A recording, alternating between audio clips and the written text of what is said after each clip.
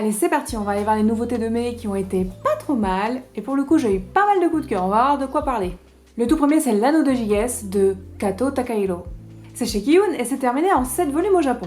De quoi ça nous parle? Ça va nous parler de Takeru, qui est mangaka, mais de la galère. Il essaie un petit peu de percer, mais il n'y a pas grand chose qui marche. Et au tout début, tu le découvres dans une discussion avec son éditeur où tu te rends compte d'ailleurs que cet éditeur est un gros connard. C'est un mec insupportable, irritable, même toi en tant que lecteur, t'as envie de le frapper. Et un jour, Takeru, il va dans la montagne, il va se prendre quelques petits jours off histoire de respirer un peu. En se baladant, il découvre un vieil hôtel et la légende dit que si tu fais un vœu devant cet hôtel, celui-ci se réalisera. Et son vœu, c'est de faire que certaines personnes disparaissent, notamment l'éditeur. Ensuite, il rentre chez lui, il fait un peu sa vie, mais les événements font qu'il se rend compte qu'il a acquis un petit pouvoir sympatoche qui est justement de faire disparaître les gens. Bon alors, ils disparaissent pas vraiment, hein, ils sont toujours là, c'est juste qu'ils deviennent un peu invisibles. Et tu imagines bien que l'auteur va pouvoir s'amuser avec ça. Bon voilà, c'est le topo de départ. Et ben c'est vachement bien. Bon alors c'est un petit peu sombre, hein, parce que sans te spoiler, tu vas avoir des scènes un petit peu gore, des scènes un petit peu de mort. Et elles sont assez graphiques. Alors c'est assez beau à voir, hein, si t'aimes le style, c'est très bien réalisé, c'est très bien dessiné. Mais âme sensible, s'abstenir. Et donc c'est un coup de cœur parce que bah c'était vachement bien. Voilà, j'ai rien de plus à dire, ça c'est lu tout seul, de A à Z, on ne voit pas le temps passer. Je suis vraiment curieuse de lire la suite et en plus s'il y a que 7 tomes, bah hyper pratique, on va avoir une série courte. Et ça fait plaisir. Deuxième coup de cœur, Shelter of Love de Haruka Rie. Alors c'est un josei, c'est publié chez Akata, pour l'instant il y a 5 volumes au Japon et c'est toujours en cours. Et dedans on va nous parler d'enfants placés en foyer. Ouais, la joacitude. Tu vas notamment suivre une jeune femme et un de ses meilleurs amis qui sont placés dans ce foyer et qui vont un peu raconter leur histoire actuelle mais un peu passée. Et tu vas découvrir aussi le quotidien d'un enfant placé en foyer. Tu vas voir certaines histoires de comment ils en sont arrivés là, mais tu vas aussi voir leurs peurs, leurs craintes, leurs désirs, leurs espoirs. Et c'est assez bien écrit. J'ai trouvé ça assez juste. Ça aurait pu tomber dans une espèce de misérabilisme, ou ça aurait pu être mal écrit, où tu sens que la nana est pas beaucoup informée. Mais en fait, non, c'est super bien écrit. En voyant la pochette, j'aurais vraiment pas parié un sou là-dessus, et ben en fait, c'était génial. Comme quoi, parfois, faut aller un petit peu au-delà de ses a priori. C'est assez profond et léger à la fois, ça rentre pas trop dans les clichés, et c'est très agréable à lire. Vas-y! Shelter of Love, coup de cœur. Ensuite, Les Lueurs de l'Outre-Monde de Yamako Jira.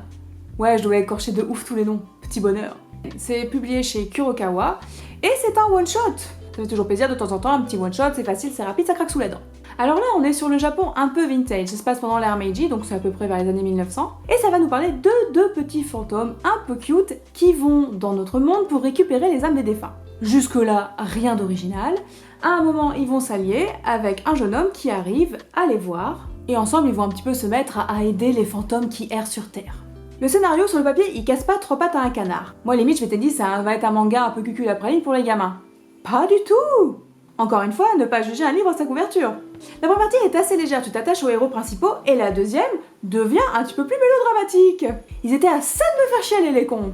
L'univers est assez cohérent, il est bien mis en place. Le mangaka va juste mettre en place quelques éléments, quelques dialogues pour te faire comprendre comment marche le monde de l'au-delà, comment il interagit avec les vivants, et les personnages sont tellement bien écrits que tu tombes vite en empathie avec eux.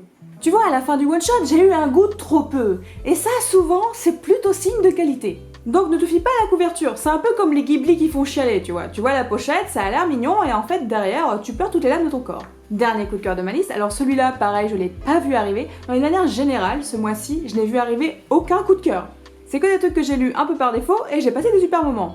Autant là, les derniers mois, c'était un petit peu tristoun en termes de coup de cœur, autant là, on est servi, c'est royal. Et ce dernier coup de cœur, c'est K-pop X Yakuza. Je sais pas comment tu dis le X. C'est de Yatsuda Teki, c'est chez Mangetsu. C'est classé dans le shoujo, je sais jamais pourquoi, sans doute parce qu'il y a des meufs dedans, je sais pas. C'est en 2 tomes au Japon pour l'instant, et c'est toujours en cours. Mais on en a qu'un ici. Quel est le topo de base? On va y suivre Ken, un Yakuza de 39 ans. Oui, tu vois, il a commencé à rouler sa bosse dans le monde du Yakuza, tout va bien, tout le monde le prend en exemple. Sauf qu'un jour, il y a Megumi, la fille du chef de clan, qui vient le voir et qui lui dit « Dis-moi, mon petit Ken, j'ai des places pour aller voir mon groupe de K-pop favori qui passe. Peux-tu m'accompagner ?» Bon alors lui, forcément, il dit « C'est pas trop ma cam ton truc, c'est quoi ton délire ?» Et là, Megumi, elle y voit un défi. Celui de toutes les fans de K-pop, c'est de faire aimer son groupe au reste de l'humanité. Et le pire, c'est que ça marche parce que Ken, il devient un super fan du groupe et surtout d'un des idoles. Il voit en lui un peu l'homme idéal, un peu le mentor qu'il rêverait d'avoir. Quelqu'un plein d'abnégation, de volonté, de force, de courage, qui a tout donné pour en arriver où il en est. Bon bah voilà, t'imagines bien un petit peu le déroulé. C'est un peu comme la voix du tablier, tu vas prendre un yakuza et tu vas le mettre dans une autre situation et c'est drôle. Bon alors ça aurait juste pu être ça, un truc un peu drôle, un gag, un chapitre, un sketch, mais non, ça va un petit peu plus loin. Avant de lire, j'avais un petit peu peur d'un truc, c'est que l'humour soit un petit peu aux dépens des fans de K-pop. Moi-même étant une grande fan de BTS, je vois un petit peu les blagues un peu lourdes qu'on se tape au quotidien. Et ben en fait, c'est pas du tout ça. On ne rit pas des fans, mais on rit avec les fans. Et ça, c'est très important. Les blagues sont vraiment très très drôles. J'ai rigolé tous les 10 pages. Je pense que la personne qui a écrit ça doit s'y connaître un minimum et avoir au moins à un moment été fan de quelque chose, parce que c'est méga accurate. Les fandoms sont très bien écrits, on y retrouve vraiment tous les trucs qui font la communauté, qu'ils soient positifs ou négatifs, et même le groupe qui a inventé pour ce manga, il est assez juste avec ce que sont les groupes d'idoles, leur manière de fonctionner, les caractères un petit peu des personnages. Franchement, c'est bien foutu. Donc si t'écoutes un petit peu de K-pop, que t'es fan d'un groupe, et même de manière générale, que t'es fan d'un fandom, que t'es fan de quelque chose, tu vas te reconnaître dans ce manga et tu vas rigoler. Je pense aussi qu'il est assez accessible pour les néophytes. Le dessin est assez cool, il match assez bien avec cette petite vibe mafia yakuza. Franchement, très bonne surprise, va me lire ça. Maintenant on rentre dans les trucs pas mal, c'est-à-dire que c'était sympa à lire, ça m'a intrigué mais pas de là à devenir un coup de cœur. Et le tout premier c'est Sorcière d'Igarashi Daisuke. C'est un seinen et surtout c'est une réédition puisque ça date de 2004 et ça a été réédité cette année. C'est édité chez Delcourt Tonkam, il y a 2 volumes au Japon, donc on attend le deuxième. Alors là on est sur un truc un petit peu plus expérimental. L'auteur va prendre le concept de sorcière, au sens large, ce que ça lui évoque, ce que ça évoque aussi dans la culture de différents pays à travers le monde. Et il va raconter des petites histoires sur ces sorcières. Bon, déjà, le style, tu vois pas un style comme ça tous les jours, il y a une papade comme on dit. Donc déjà, c'est intriguant. Et ces personnages, bah oui, de sorcières, ils ont un petit côté envoûtant, t'as envie de savoir la suite. Alors pourquoi c'est pas un coup de cœur? Parce que la première histoire, je l'ai trouvée assez cool, mais j'ai pas tout compris, elle m'a laissé un petit peu de marbre, mais je me suis dit, il y a un truc quand même, c'est intéressant. J'ai lu la deuxième qui, elle, m'a vraiment emportée, m'a vraiment prise. Donc je suis impatiente de lire le volume 2 pour voir les autres histoires qu'il a concoctées. Et comme on change de pays, on change vraiment de style, de personnage, d'époque, c'est assez cool. La réédition est assez jolie, la couverture est un peu semi-transparente, un peu comme du calque coloré. Donc si tu aimes bien les mangas au style graphique assez atypique et aux histoires un petit peu shady, eh ben lis Sorcière. Dedans il y a un petit côté histoire de feu de camp, petits trucs, les soirs de pleine lune qu'on se raconte entre potes, c'est sympatoche. Ensuite, la gardienne des concubines. Alors là, il y a un scénariste, c'est Shikimi Aya, et on a un dessinateur qui est Hiromoto Shiori. Alors ça, sur le papier, je me suis encore dit, ça y est, un Xème copié-collé des carnets de l'apothicaire. Alors oui, encore un Xème copié-collé des carnets de l'apothicaire, mais celui-là c'était pas mal. Parce qu'entre deux, il y en a eu plein, là, il y a eu Remède Royal, tous les machins avec Royal dans le titre, là. Mais là, je sais pas pourquoi, il y a un petit goût de reviens-y dans celui-là.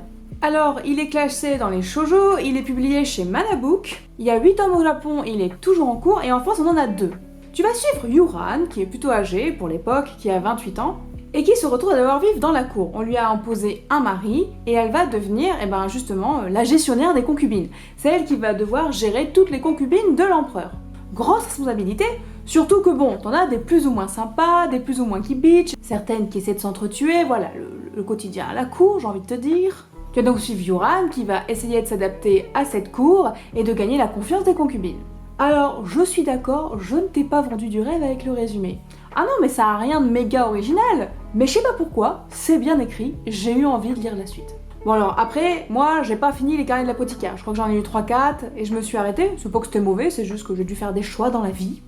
Et ça, pour l'instant, c'était pas dans mes choix. Donc voilà, peut-être que j'ai un regard un petit peu plus nouveau, que je suis pas trop saoulée de relire la même chose. En tout cas, si c'est ton genre de délire, ce genre de récit sur les cours, sur les empereurs, sur les un petit peu manigances, laisse-lui sa chance et dis-moi des nouvelles. Le prochain truc pas trop mal, c'est Sohara et les bâtisseurs fantastiques. C'est de Yamaji Hidenori, c'est un shonen et c'est chez Kana. Pour l'instant, il y a 5 tomes au Japon et c'est toujours en cours. Alors là, on va un petit peu être dans un univers fantastique. Il y a un royaume qui se bat contre les monstres. Ça englobe, gobelins, tout ça, blob, tout ce que tu veux. Et Sohara, elle est entraînée depuis toute petite pour devenir une guerrière, pour défendre son peuple. Sauf qu'arrive le moment où elle doit entrer dans l'armée, où elle doit aller se battre au front, sauf que la paix est déclarée. Il n'y a donc plus de guerre. On lui dit Sohara, tu vas bien trouver autre chose à faire. Sauf que Sohara, elle est pas d'accord, elle se dit moi j'ai pas envie de faire la popote au foyer, là j'ai envie de me barrer, de faire quelque chose de ma vie. Donc elle part comme ça, essayer de trouver quelque chose à faire, avec ses talents. Et en chemin, elle croise des architectes de maisons pour monstres. Tout connement. C'est une petite troupe de nains qui fait des maisons pour les monstres. Voilà, je vois pas comment vous le décrire plus simplement, c'est vraiment ça le scénario de l'histoire. Elle va un petit peu suivre les nains qui vont rencontrer plein de monstres différents, comme par exemple au tout début c'est des gobelins qui vont leur créer des maisons. Donc elle va arriver avec ses a priori sur ces monstres, et au fur du temps elle va se rendre compte qu'en fait ses préjugés sont un peu pourris et que ce sont des gens aussi qui ont des sentiments, qui ont des besoins.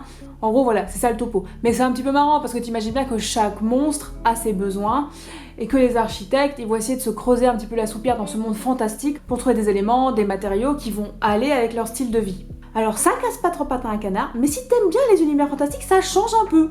Genre moi j'ai jamais vu de manga sur les architectes des maisons, des gobelins, des blobs et des loups-garous quoi.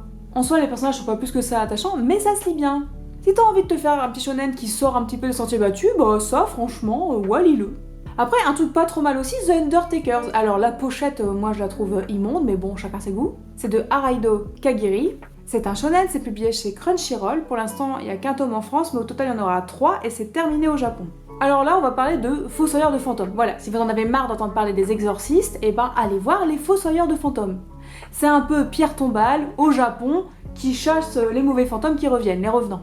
Alors au début, j'étais pas trop motivée pour lire ce machin, et en fait, finalement, ça se lit pas trop mal. Oui, c'est pas le manga de l'année, mais c'est un petit shonen qui pourrait bien se lire. En plus, c'est en 3 tomes. Tu vois, par exemple, à Noël, genre t'as ton petit cousin, il lit tous les Yu-Gi-Oh, les One Piece et je sais pas quoi. Bon bah 3 tomes de The Undertaker, ça lui changera un petit peu d'air. Alors c'est sûr, artistiquement ça va pas révolutionner le monde, mais pourquoi pas? J'ai pas eu envie de sauter au plafond. J'ai passé un bon moment. On rappelle, c'est tout ce qu'on demande à un manga. Enfin non, c'est pas tout ce qu'on demande, mais c'est déjà la base. Si déjà tu passes un bon moment, t'es content. Après, si en plus t'as une élévation spirituelle, bon bah là c'est bingo, on est d'accord. Donc voilà, ça c'était un peu les trucs pas trop mal que j'ai lus. Bon alors évidemment, il y a les suites, n'oublie pas ton XXXholic tome 2, si j'espère que vous avez acheté le fucking tome 1, et Dog's Red tome 2, donc Dog's Red qui était un de mes coups de cœur de première année, et ça se confirme, c'est une tuerie. Ah ouais, moi, Dog's Red, je signe, je re-signe derrière, on va tous les lire, hein, c'est parti, let's go. Bon, alors maintenant, le manga de fin où je peste. Ouais, parce qu'il y a toujours un manga où je peste parce que c'est de la merde. On y arrive. Le traditionnel, il est là. Au début de la fin du monde. Ah, ils vont m'adorer chez Akata. Non, mais non, il y a un autre truc de chez Akata où j'ai dit c'était vachement bien, c'était quoi? Ah oui, Shelter of Love. Bon bah voilà, bah comme quoi on peut pas gagner à tous les tirages, hein. Bon bah là, un truc coup de cœur, un truc de merde. Alors lui, j'ai vu qu'il était assez attendu, donc moi-même je me suis un petit peu hypée, en mode oh pourquoi pas, ça a l'air d'être un truc un peu post-apo, avec des zombies en shoujo, wouh! Et c'est un one-shot, toujours sympatoche, ça va pas prendre 15 ans. Ah mais la déception, oh la déception, tout ce qui m'énerve dans un shoujo. Non mais vraiment, le clicheton. On dirait que les mecs, ils ont pas vu que ça fait 15 ans qu'on a fini Walking Dead quoi, faut se réveiller.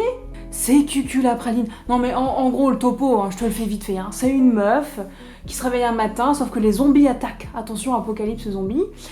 Son mec, entre deux, bah, elle se barre avec son mec, et entre deux, son mec, quick, et donc que va-t-elle faire après, hein? C'est la grande question. Alors moi, j'adore l'idée de base, hein. Mettre un shoujo dans un post-apo zombie, ah mais give it to me, allez-y, non mais l'idée est super, l'idée est flamboyante. Par contre, la réalisation, un petit peu moins. Bon, alors déjà, esthétiquement, en termes de dessin, voilà, j'ai soufflé fort, hein. Bon, c'est pas moche, mais bon, voilà, copie basique, hein. Mais alors le scénar, oh mais kill me please. Bah imagine-toi un petit peu le bingo des mondes post-apo avec zombies. Bon bah je pense qu'ils vont cocher toutes les cases, hein. T'as tous les gros clichés. Puis en plus même les réactions de l'héroïne, je les trouve vraiment mal foutues. En plus à la fin ça essaie d'être larmoyant. Alors moi les mangas larmoyants qui font ça mal, ils sont dans ma ligne de mire directe. J'ai trouvé ça écrit avec le cul. Je suis désolée, je vois pas comment te le dire autrement. Je ne sais pas qui peut y trouver du suspense ou un récit original à part quelqu'un qui n'a jamais vu aucune œuvre post-apo ni avec des zombies. Voilà. Si jamais t'as jamais vu aucune œuvre comme ça, pourquoi pas? Et puis encore, parce que même au-delà de ça, au-delà de tout ce qui est cliché dans le genre, bon bah le scénario il est vraiment nul. Et pour le coup, tu vois, ça rentre dans le cucul à praline que je déteste dans les shoujo, voilà. Tout ce que j'aime pas dans les shoujo, bah il est dedans. Le truc larmoyant avec le mec, avec tu rajoutes des gosses par-dessus, non mais...